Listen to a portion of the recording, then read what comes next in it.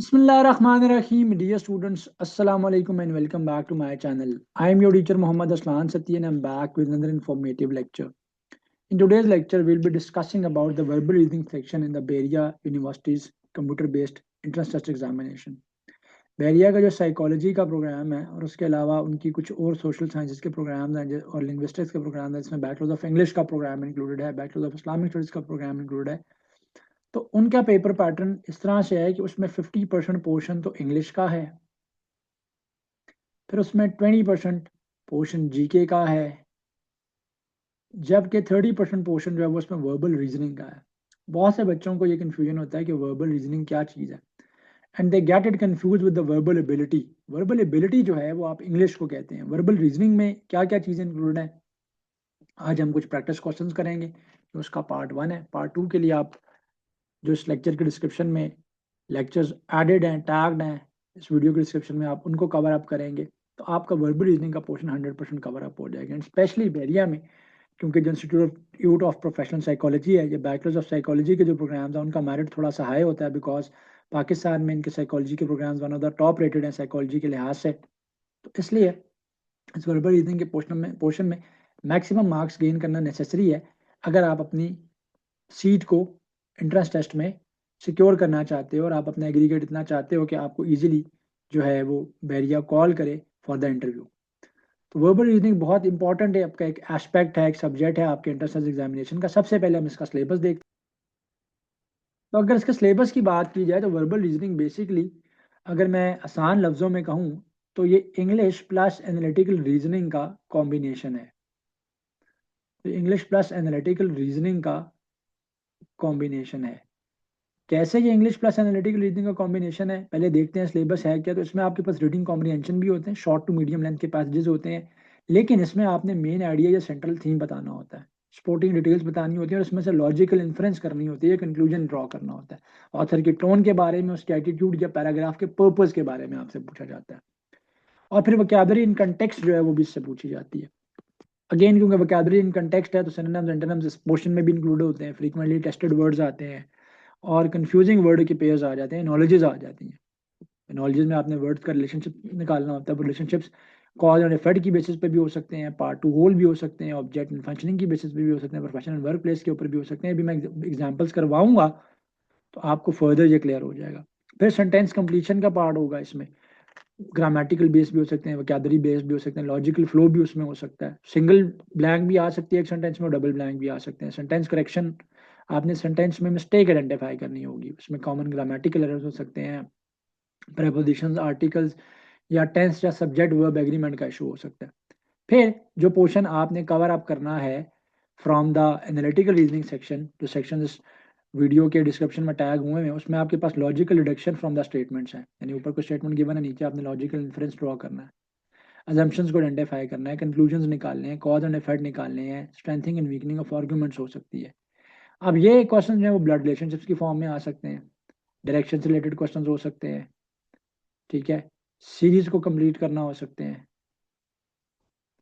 इस तरह की चीज़ें जो है वो आपके पेपर में या आपके टेस्ट में जो है ना वो इंक्लूडेड होती हैं। तो एग्ज़ाम क्योंकि आपका जो है वो ऑब्जेक्टिव टाइप है, इसमें कोई नेगेटिव मार्किंग नहीं है, ठीक है।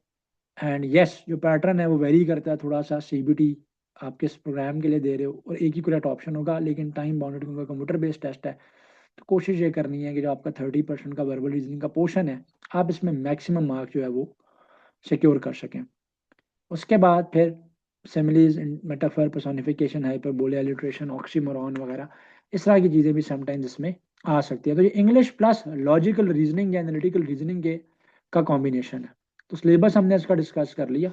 अब हम चलते हैं क्वेश्चन नंबर 1 की तरफ। क्वेश्चन है यहाँ पे वो रीडिंग कॉम्प्रिहेंशन का क्वेश्चन है। बस ये याद रखिएगा कि वर्बल रीजनिंग और इंग्लिश के सेक्शन के अंदर जो आपके पास डिफरेंस होगा रीडिंग कॉम्प्रिहेंशन के पैराग्राफ का, वो इस तरीके से होगा कि इसमें से वो आपको इंफॉर्मेशन रिड्यूस करने का कह रहा होगा, सूटेबल टाइटल पूछ रहा होगा, टोन पूछ रहा होगा, आपको क्या इससे टॉपिक से आपको क्या नॉलेज मिला है, क्या सबक मिला है, इस तरीके की बात जो है ना वो एग्जामिनर आपसे इसमें पूछ सकता है या कर सकता है। तो let me read this paragraph for you. Education is not mainly the acquisition of facts, it is the development of the ability to think critically.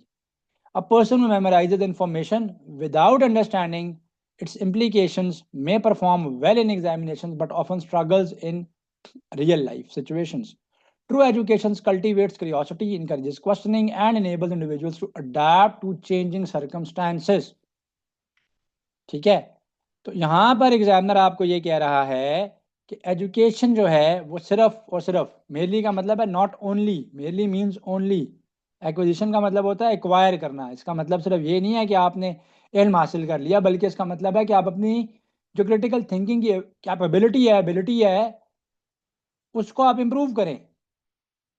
और फिर जो शख्स इन्फॉर्मेशन को सिर्फ मेमोराइज करता है तो हो सकता है पेपर में तो पास हो जाए, perform well in the examination, but उसके असरात से, उसकी इम्प्लीकेशन से, उसको अप्लाई करने से, उसकी एप्लीकेशन से रह जाएगा और रियल लाइफ सिचुएशन में उसको स्ट्रगल करनी पड़ती है।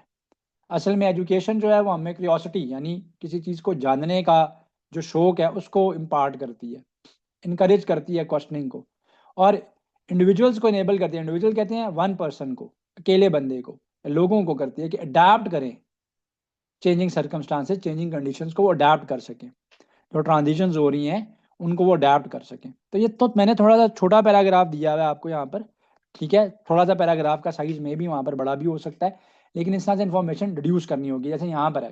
तो the main idea of the passage is that education is only useful for examinations, no requires memorisation the facts, no. Although उसने ये बात की है कि भाई मेमोराइज करने वाले लोग शायद पेपर में तो पास कर जाएं, ठीक है, लेकिन असल में जो उसका मकसद है कि इंसान में या इंडिविजुअल में क्रिटिकल थिंकिंग कैपेबिलिटीज या एबिलिटीज जो है ना वो इनकलकेट हो। According to passage, memorisation without understanding guarantees in success in life, no. Helps in practical situations, no. Leads to adaptability, no. बल्कि वो ये कह रहा है कि चीज़ों को सिर्फ याद करके आप एग्जाम तो पास कर लोगे, लेकिन रियल लाइफ सिचुएशन में आप स्टक हो जाओगे, आपके लिए डिफिकल्ट होगा। The word cultivates in the passage is closest to the meaning. और इस तरीके से ही होगा आपके पास पेपर में कि कोई आपके पास एक वर्ड उस पैसेज में से, उस पैराग्राफ में से पूछा जाएगा कि उसका जो मीनिंग है वो किस वर्ड के सबसे नज़दीक तरीन बनता है, उसके करीबी तरीन बनता है। कल्टीवेट्स, तो कल्टीवेट्स का यहाँ पे जो मीनिंग बनता है वो डेवलप बनता है, डेवलप्स, इम्पार्ट्स, किसी चीज़ को उजागर करना, किसी चीज़ को, किसी में किसी सलाहियत को इम्पार्ट करना। The tone of the passage can be best described as, क्या टोन इसकी सार्केस्टिक है, कोई सार्केज्म तो इसमें नहीं है, क्या परसुएसिव है, ज़बरदस्ती भी उसने कोई कोशिश क्या की हुई है, परसुएड करने की कोशिश की हुई है। तो परसुएसिव का मतलब क्या होता है कि किसी को किसी बात के लिए एग्री कर लेना, ठीक है, यानी आप किसी को रीजनिंग दे के किसी बात के लिए कन्विंस कर लें। सो परसुएसिव का मतलब क्या होगा, परसुएसिव का मीनिंग क्या होगा, इसका मीनिंग होगा कन्विंसिंग, परसुएड करना, रजामंद कर लेना, यानी आपकी बात इतनी इफेक्टिव थी कि अगला बंदा उससे कन्विंस हो गया, कन्विंसिंग, ठीक है। तो कन्विंसिंग हो सकता है बल्कि इफेक्टिव भी हो सकता है, कंपेलिंग, यस। तो जी हाँ, टोन जो थी इस पैराग्राफ की, अच्छा नैरेटिव सिर्फ एक्सप्लेनेशन नहीं थी, सिर्फ नैरेटिव नहीं था कि एक उसने पॉइंट ऑफ व्यू अपना दिया हुआ है, बल्कि उसने बात समझाने की कोशिश की है, ह्यूमरस भी नहीं है, कोई फनी बात भी नहीं है, सार्केस्टिक भी नहीं है। तो yes, it is a bit persuasive के एग्जाम जो पैसेज का राइटर है वो आपको इस बात पे कन्विंस करने की कोशिश कर रहा है कि आप जो हैं वो इस बात को समझें कि एजुकेशन का ट्रू रोल क्या है। इसका ट्रू रोल सिर्फ और सिर्फ इंफॉर्मेशन गैदर करना नहीं है, रट्टे लगा के पेपर पास करना नहीं है, बल्कि क्रिटिकल थिंकिंग की कैपेबिलिटी को, रियल टाइम सिचुएशन को डील करना है। Which are the following can be inferred from the passage, कौन सी बात को आप पैसेज से समझ सकते हैं, इन्फर कर सकते हैं, डिड्यूस कर सकते हैं, निकाल सकते हैं। Examination are useless, no. Critical thinking is more valuable than rote learning, yes. ये तो बचपन से मैं स्टूडेंट्स को कह रहा होता हूँ कि भाई रट्टा लगाने का कोई फायदा नहीं है, रोट लर्निंग कहते हैं रट्टा लगाने को, मेमोराइज करने को। फैक्ट्स तो फिर भी आप मेमोराइज कर सकते हो, जिस तरह आपके टेस्ट के अंदर अगर कोई का जीके का पोर्शन आ रहा है तो वो तो फैक्ट्स है ना कि मेमोराइज करना है कि भाई लॉन्गेस्ट रिवर कौन सा है दुनिया का। तो फैक्ट्स में भी मेमोराइज की जा सकती हैं क्योंकि वो तो एक नॉलेज है, फैक्चुअल नॉलेज है, प्रैक्टिकल नॉलेज नहीं है। तो क्रिटिकल थिंकिंग जो है ना वो रूट लर्निंग, सिर्फ रट्टा लगा लिया एग्जाम पास कर लिया, ये नहीं था। पैसेज 2 पे चलते हैं। Success is often attributed to talent but perseverance plays a far greater role. ठीक है जी, पहले पूरा पढ़ लेते हैं। बल्कि many individuals fail not because they lack the ability but because they abandon their efforts.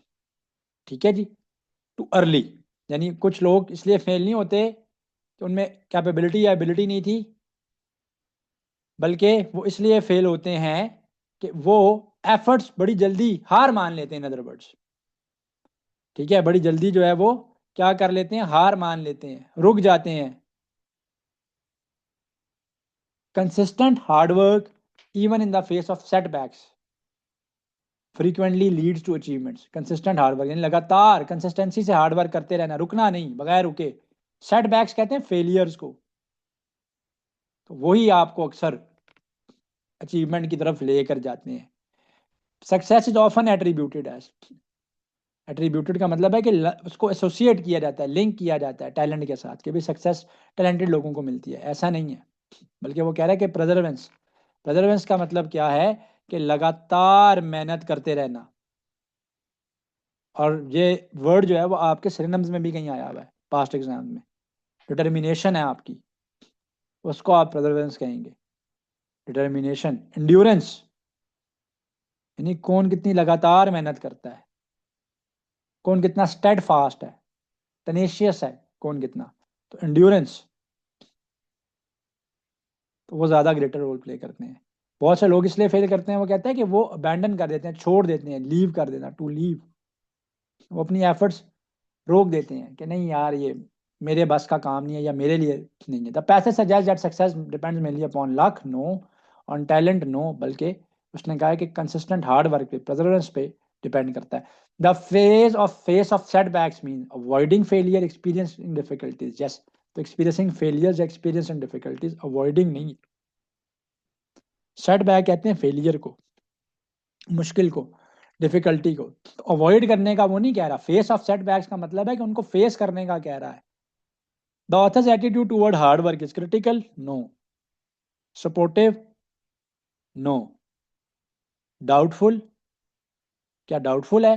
Doubtful तो नहीं है। सपोर्टिव तो है, बहरहाल वो न्यूट्रल भी नहीं है कि सिर्फ उसने दोनों तरफ का पॉइंट ऑफ व्यू दे दिया और अपना पॉइंट ऑफ व्यू नहीं दिया। सिर्फ ये भी नहीं कि उसने क्रिटिसाइज किया, ना ये है कि उसने सिर्फ कोई कहा है कि भाई मुझे क्लैरिटी नहीं है, बल्कि बड़ा क्लियर है और वो सपोर्ट कर रहा है। किस चीज़ को वो सपोर्ट कर रहा है? कि भाई हार्ड वर्क करोगे कंसिस्टेंसी से तो आप मंजिल को पालोगे। Which statement best summarizes the passage? Talent is rare, no. Failure is permanent, no. Hard work lead to success. Success ना तो एक्सीडेंटल है, ना सिर्फ टैलेंट पर डिपेंड करती है। बहुत से लोग बहुत टैलेंटेड होते हैं बट हार्ड वर्क नहीं करते हैं। The word abandon is closest in meaning to. Abandon का मतलब क्या होता है? To leave, to quit. The passage implies that many people fail because they are unlucky, no. They lack intelligence, no. They stop trying too soon, yes. The tone of the passage is discouraging, no. Motivational, yes. वो motivate कर रहा है, और motivate किस चीज़ के लिए कर रहा है? हार्ड वर्क के लिए कर रहा है। मॉकिंग कहते हैं मजाक उड़ाना, तो मजाक नहीं उड़ा रहा वो आपका। पैसिमिस्टिक भी नहीं है, पैसिमिस्टिक का मतलब होता है होपलेस, तो होपलेस भी नहीं है टोन।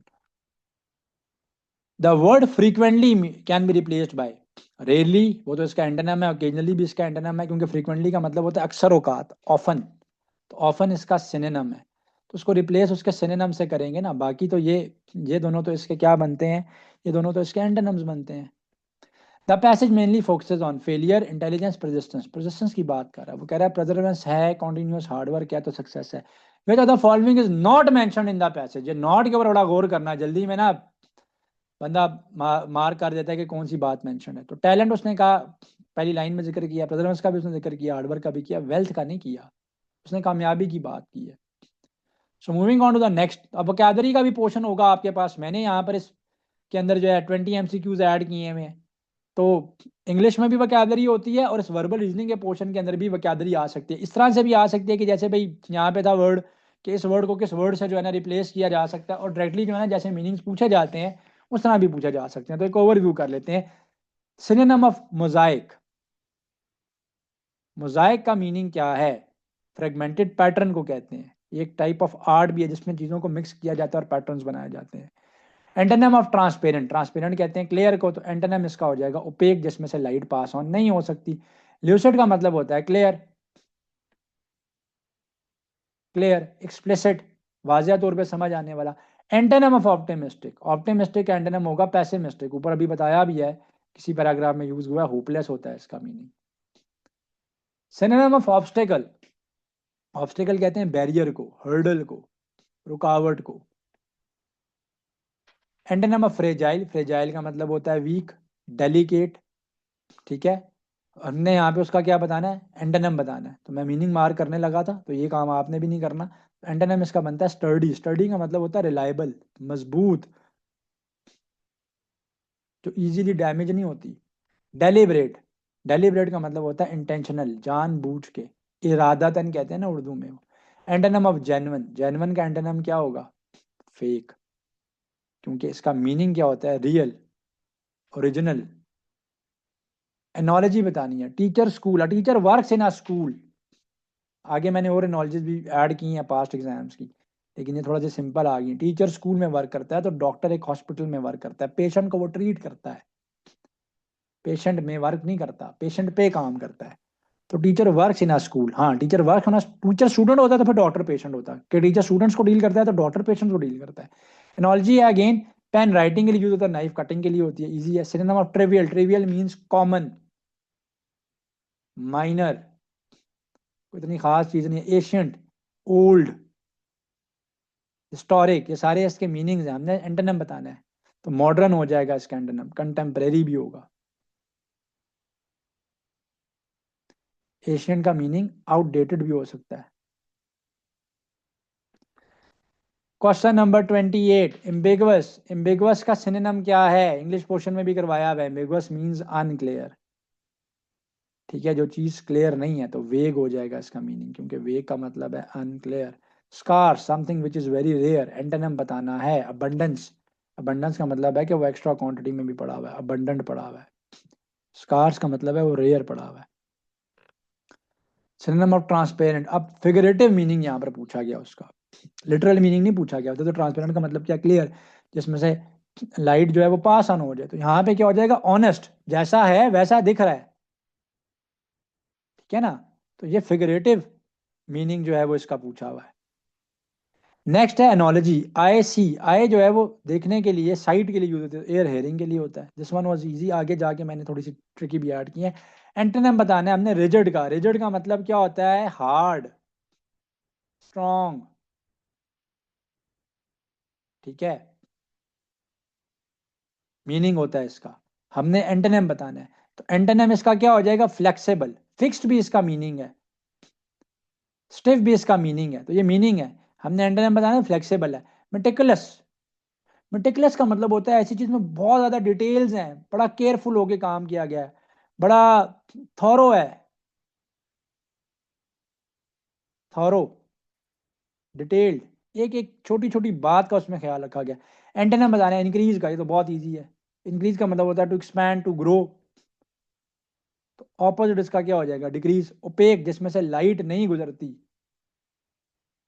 जिसमें से लाइट नहीं गुजरती, तो क्लाउडी चीजों में से लाइट नहीं गुजरती, अगर पानी आपका क्लाउडी है तो उसमें से लाइट नहीं गुजरेगी। अब ग्रामेटिकल एनालिटिकल स्किल्स को मैंने किया, choose the correct sentence, he did not new the answer, he did not new the answer, हमने करेक्ट बताना है। डिड नॉट के साथ बेस फॉर्म ऑफ वर्ब लगती है, तो he did not know the answer, knew नहीं आएगा। This one is correct. Identify the correct passive voice, they are playing cricket. अब पैसिव वॉइस में जब जाएंगे तो जो सब्जेक्ट है उसको ऑब्जेक्ट ले बना लेंगे, जो ऑब्जेक्ट है उसको सब्जेक्ट बना लेंगे, वर्ब दरमियान में ही रहेगा। तो एक्टिव का होता है एसवीओ ऑर्डर, पैसिव का होगा ओवीएस। तो क्रिकेट आ जाएगा स्टार्ट में, क्रिकेट, आर चल रहा है तो प्रेजेंट रहेगा। अब क्रिकेट सिंगुलर है, सब्जेक्ट सिंगुलर हो गया तो इज आएगा, क्रिकेट इज। अब जब भी प्लेइंग होगा ना, थर्ड फॉर्म और फर्स्ट फॉर्म ऑफ वर्ब साथ आईएनजी लगा होगा तो बीइंग लगाएंगे, cricket is being played by them.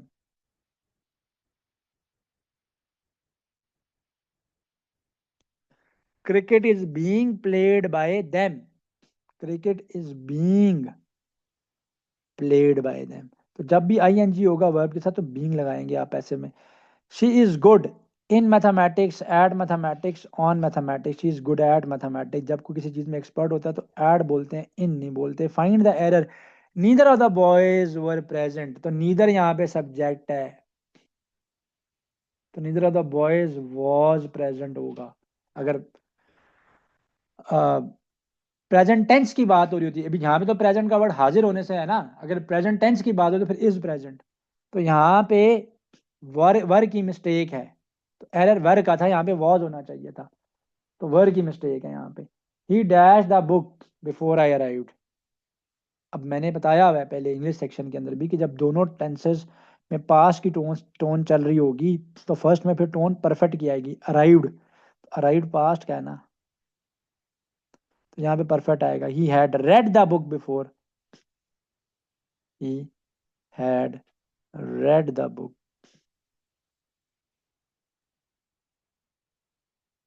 before I arrived.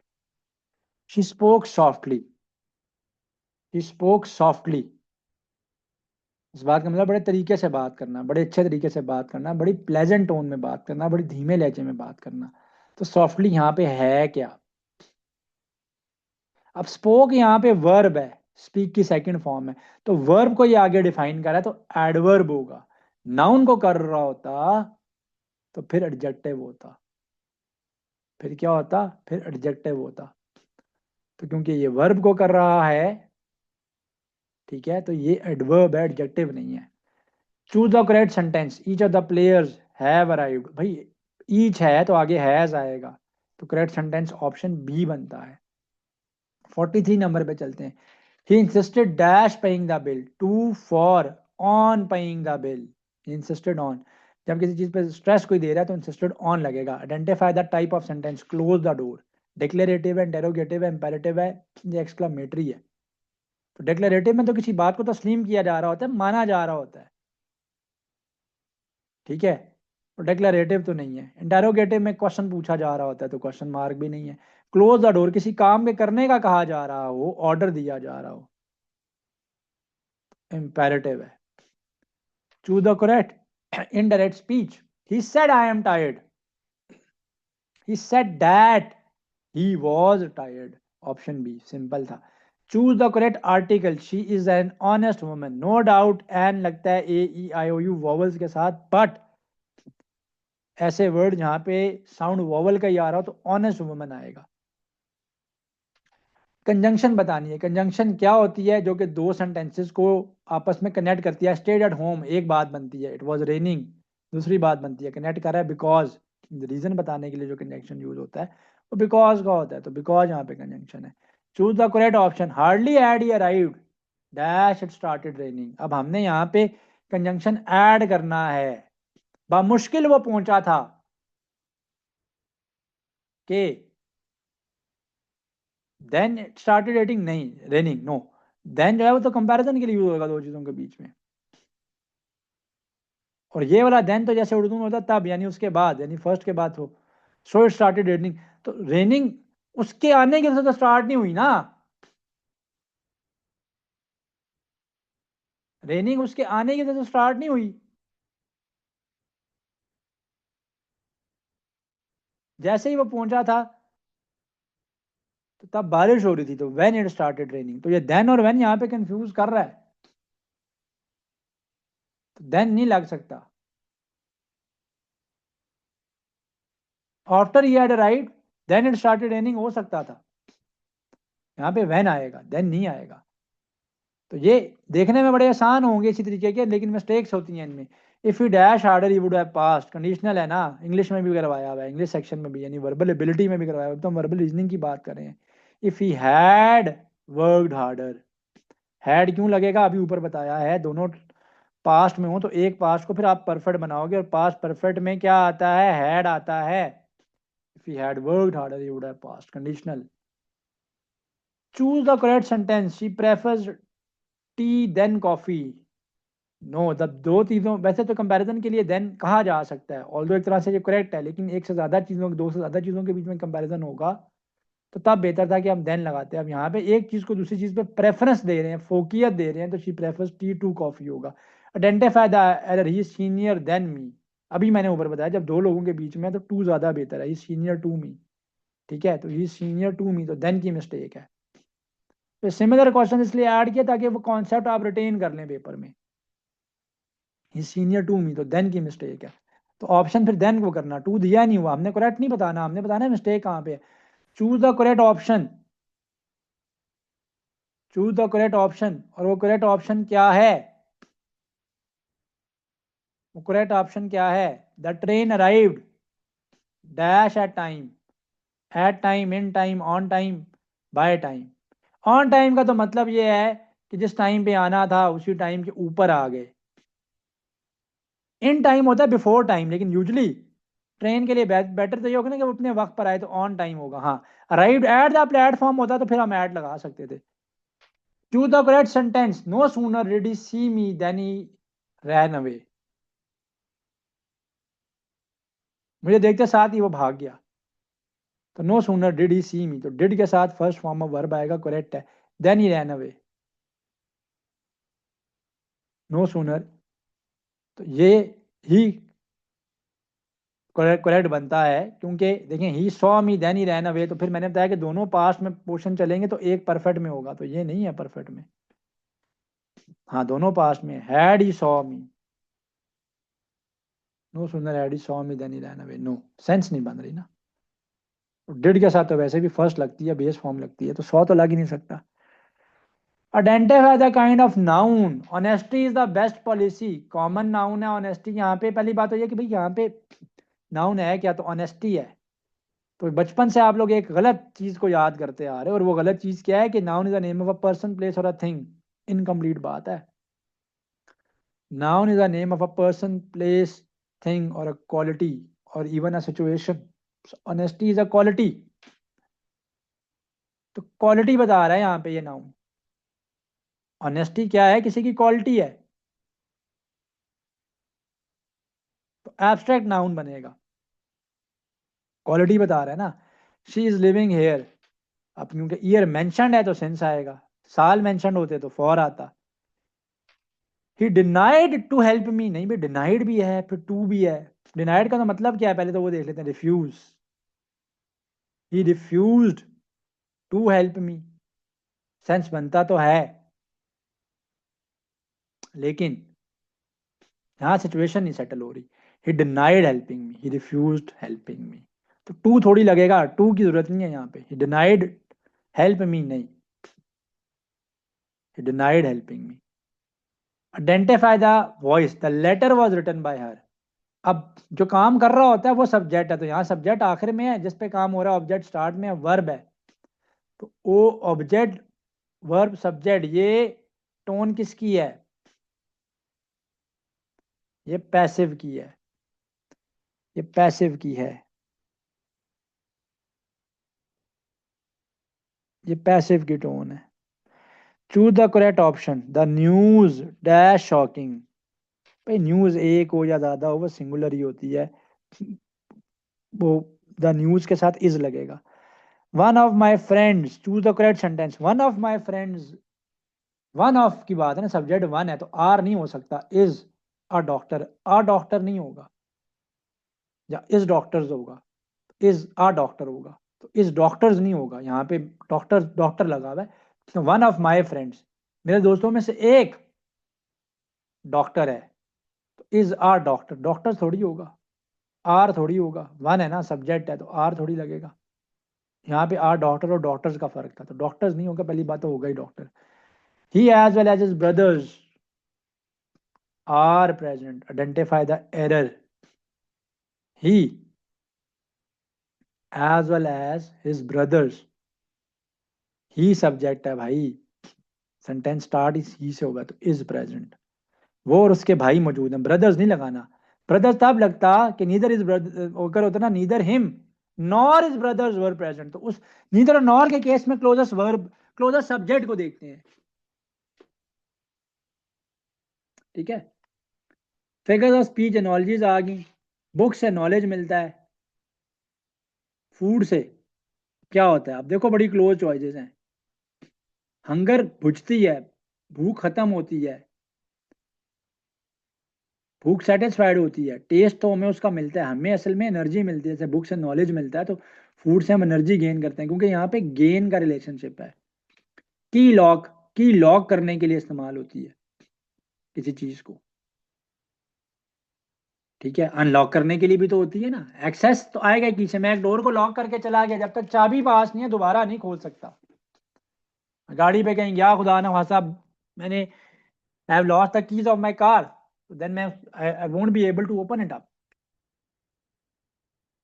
तो लॉक भी तो की से ही की है, अब खोलने के लिए भी तो की चाहिए, तो पहले चाबी ढूंढेंगे। तो पासवर्ड का ताल्लुक सिर्फ सिक्योरिटी से नहीं है, एक्सेस से है। पासवर्ड का ताल्लुक किससे है? एक्सेस से है। तो 62 का डी बनता है, सिर्फ सिक्योरिटी नहीं है रीजन। और पासवर्ड सिर्फ कंप्यूटर पे या ईमेल पे नहीं होता, किसी भी चीज का एक्सेस वो कंट्रोल कर रहा है। एनोलॉजी है फायर बर्न। अब आफ्टर इफेक्ट्स हैं, फायर से चीज बर्न हो जाती है, आइस से चीज क्या हो जाती है? फ्रीज हो जाती है, मेल्ट हो जाती है, कूल हो जाती है, ये वाटर बन जाती है, तो फ्रीज हो जाती है। एनोलॉजी टीचर स्टूडेंट के ऊपर वर्क करता है, वही बात जो मैंने ऊपर की, जो डॉक्टर किसको ठीक करता है? पेशेंट को करता है ना, तो यहाँ पेशेंट होना चाहिए। अब bee lives in a hive, अब bee lives in a hive, एक बी जो है, ठीक है, वो हाइव में रहती है। तो आंट जो है वो कहाँ पर रहता है? आंट की रहने की जगह और ग्रुप ऑफ एंट्स दोनों एंट की कॉलोनी कहलाते हैं। कुछ किसी जगह पे नेस्ट ऑफ एंट्स भी बोला जाता है, लेकिन colony of ants is better. The figure of speech use in the sentences, he waited an eternity for the reply. अब इसका मतलब ये नहीं कि वो सदियों बैठा रहा रिप्लाई के लिए, लेकिन बल्कि स्ट्रेस देने के लिए इस्तेमाल हो रहा है, एग्जैजरेट कर रहे हो और स्ट्रेस देना उसका पर्पस हो, तो उस चीज को हम क्या कहते हैं? हाइपर बोले, जब चीजें लिटरल मीनिंग में इस्तेमाल नहीं हो रही, बल्कि स्ट्रेस दे रहा है कि भाई I waited an eternity for the reply. The wind whisper through the trees, तो पर्सोनिफिकेशन है, साफ नजर आ रहा है, क्योंकि ट्रीज नॉन लिविंग है, नॉन मूविंग है, उनको विस्परिंग की, विंड को, बल्कि विंड नॉन लिविंग है और उसको विस्परिंग की प्रॉपर्टी जो है वो यहाँ पर दी गई है। Peter paper pegged a pack of pickled peppers. Peter Piper pegged a pack of pickled peppers. Same sound repeat हो रहा है, तो जब सेम साउंड रिपीट हो रहा है तो उसको एलिट्रेशन कहते हैं। तो विदाउट चॉइस भी ये पता चल गया। The sentence I am so hungry I could eat a horse is an example of, again stress दे रहा है, लिटरल मीनिंग में यूज नहीं हो रहा। जब कोई बहुत ज्यादा भूखा हो, कि मुझे बहुत भूख लगी, मैं सब कुछ खा जाऊंगा, जैसे उर्दू में कहते हैं, तो इंग्लिश में कहते हैं सो hungry I could eat a horse, तो ये हाइपर बोले ही है। फिगर ऑफ स्पीच क्या है? The stars nest in the sky, personification ही है ये। Identify the gerund in the sentence, gerund में वर्ब के साथ आईएनजी होगा, लेकिन वर्ब जो है इन इट सेल्फ नाउन के तौर पे ऐड कर रहा होगा, तो स्विमिंग यहाँ पे जेरेंड है, स्विमिंग यहाँ पे जेरेंड है। Choose the sentence containing a gerund, तो swimming, he is swimming in the pool, no, सिर्फ आईएनजी लगना मकसद नहीं है, बल्कि उसका नाउन के तौर पे ऐड करना भी है। तो यहाँ पे तो ही नाउन के तौर पे प्रेजेंट है, यहाँ पे कोई नाउन नहीं है, नाउन इन इट सेल्फ यही है, तो ये जेरेंड है। Swimming helps to relax mind, he will swim, he भी प्रेजेंट है, ही प्रेजेंट है, तो नाउन प्रेजेंट है यहाँ पर। Identify the participle in the sentence. अब पार्टिसिपल क्या होता है? उसके साथ आईएनजी भी हो सकता है, आईएनजी नहीं भी हो सकता, ईएन भी हो सकता है, ईडी भी हो सकता है। तो क्या आईएनजी भी हो सकता है पार्टिसिपल में? तो क्या क्राइंग यहाँ पे पार्टिसिपल है या कंफर्टेड यहाँ पे पार्टिसिपल है? अब हमने इसको लॉकडाउन तो कर दिया, क्योंकि मैंने बताया कि पार्टिसिपल के केस में आईएनजी भी हो सकता है, ईएन भी हो सकता है, ईडी भी एंडिंग पे आ सकता है वर्ड के। बट पार्टिसिपल होता क्या है? पार्टिसिपल के केस में वर्ब जो है, वर्ब जो है वो एडजेक्टिव के तौर पे ऐड कर रहा होता है। तो crying is a verb, but यहां पे एक नाउन यूज हुआ है, बेबी, उसकी प्रॉपर्टी बता रहा है, तो नाउन की प्रॉपर्टी बताने वाला एडजेक्टिव होता है। तो crying, crying is participle here, तो क्राइंग यहां पर पार्टिसिपल है। To the sentence with the participle phrase, enjoys reading novel, तो पार्टिसिपल के केस में नाउन तो प्रेजेंट होगा, ठीक है। रीडिंग यहाँ पे वर्ब है, रीडिंग की प्रॉपर्टी बता रहा है, इंजॉयज। अच्छा, हाँ तो लग रहा है हमें कि जैसे ये है आंसर। लेकिन आगे चॉइसेस देखते हैं क्योंकि इसमें कुछ गड़बड़ी है। वो गड़बड़ी क्या है मैं बताता हूँ। Walking down the street he saw an accident, क्योंकि पार्टिसिपल के लिए आईएनजी भी हो सकता है, ईएन भी हो सकता है, ईडी भी हो सकता है। ठीक है, तो वॉकिंग वर्ब के साथ आईएनजी लगना है, तो यहां पे भी वर्ब, और वर्ब पहले आएगा। Walking down the street, street से नीचे जाते हुए, उसने देखा है ना, तो इसने पहले आना, तो यहाँ पे क्योंकि ये बाद में है, ये पहले आएगा। जैसे यहाँ पे था क्राइंग पहले था, नाउन बाद में था, तो यहाँ पे भी इस वर्ब प्लस आईएनजी ने पहले आना है, नाउन ने बाद में आना, तो तब जाके वो पार्टिसिपल होगा। तो ये पार्टिसिपल नहीं है, जल्दी में इसको नहीं पार्टिसिपल लगा देना। राइट जी। Seeing the police the thief ran away, identify the correct option. The word seeing is a gerund, present participle, past participle या infinitive।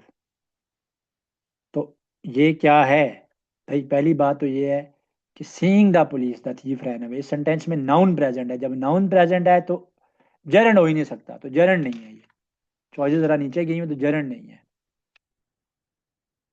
अब क्या पास्ट की बात हो रही है? द थीफ रैन अवे, ये तो टोन लग रही है कि पास्ट की है, ये तो टोन साफ दिख रही है कि पास्ट की है। अब ऑप्शन बी क्या है? प्रेजेंट पार्टिसिपल, पास्ट पार्टिसिपल या इन्फिनिटिव। तो ये पास्ट पार्टिसिपल नहीं है, ये प्रेजेंट पार्टिसिपल है। रीजन भाई, बात तो पहले की बताई जा रही है, लेकिन वो भागा कब है, उसने वो एक्शन लिया कब है? जब उसने देखा है किसको? पुलिस को। Seeing the police. Like, comment, and subscribe.